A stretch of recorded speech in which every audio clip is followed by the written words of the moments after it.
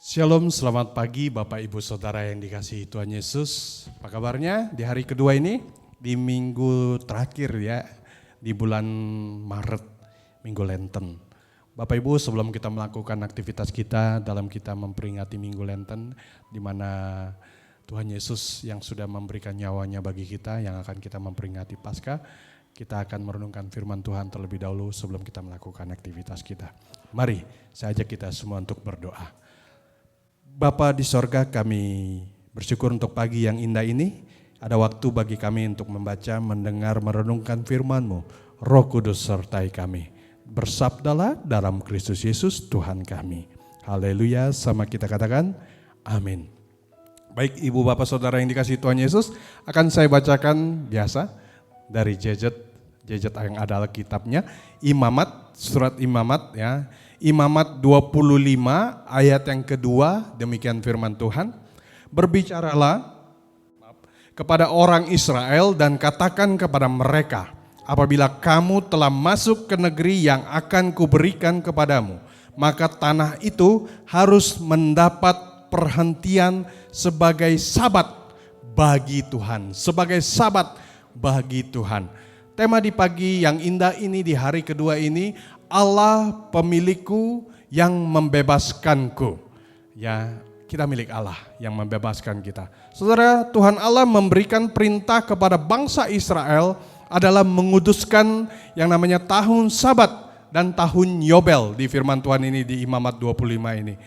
Tahun Sabat itu adalah tahun di mana tahun yang ketujuh terhitung setelah mereka mendiami tanah Kanaan. Itu bisa kita lihat dari ayat 1 sampai 7. Jika Ibu Bapak bisa baca di Imamat 25 ini. 6 tahun lamanya mereka bekerja. Maka pada tahun ke-7 manusia ternak beristirahat. Bahkan tanah tidak boleh yang namanya dikelola. Semua ciptaan Tuhan fokus untuk mengucap syukur, mengagungkan Tuhan Allah. Hal ini menandakan bahwa segala sesuatu yang ada saudara, ya, yang ada di dunia ini itu di bawah kekuasaan Tuhan. Dan jika semuanya di bawah kekuasaan Tuhan, maka semuanya harus dikembalikan menjadi hormat kemuliaan bagi nama Tuhan. Dikatakan tahun Yobel ya. Tahun Yobel adalah tahun yang ke-50 setelah 7 kali perayaan tahun Sabat. Kita bisa lihat dari ayat 8 sampai 25 di Imamat 25 ini saudaraku ya. Ya, pada tahun ke-50 mereka merayakan perayaan tahun Yobel atau yang sering disebut dengan tahun pembebasan. Inilah pembebasan, ini tahun pembebasan ya. Sebab ini ya. Pernyataan ini saudaraku ternyata mendatangkan sukacita bagi bangsa Israel. Selain hidup, bangsa Israel akan mengalami berbagai pembebasan. Mereka yang hidup sebagai budak juga akan hidup merdeka. Merdeka ya. Hidup merdeka dan mereka akan terbebas dari perbudakan. Mereka yang hidup memiliki hutang yang menyebabkan mereka menjual tanah atau rumah mereka, maka pada tahun Yobel ini mereka akan kembali memiliki rumah atau tanah mereka kembali. Kalau kita bilang diputihkan. Kalau itu mah cuman dendanya doang Pak Ben. Ya, akan diputihkan ya. Keadaan seperti ini akan menghasilkan umat yang hidup begitu indah pada waktu itu dan tidak saling merugikan.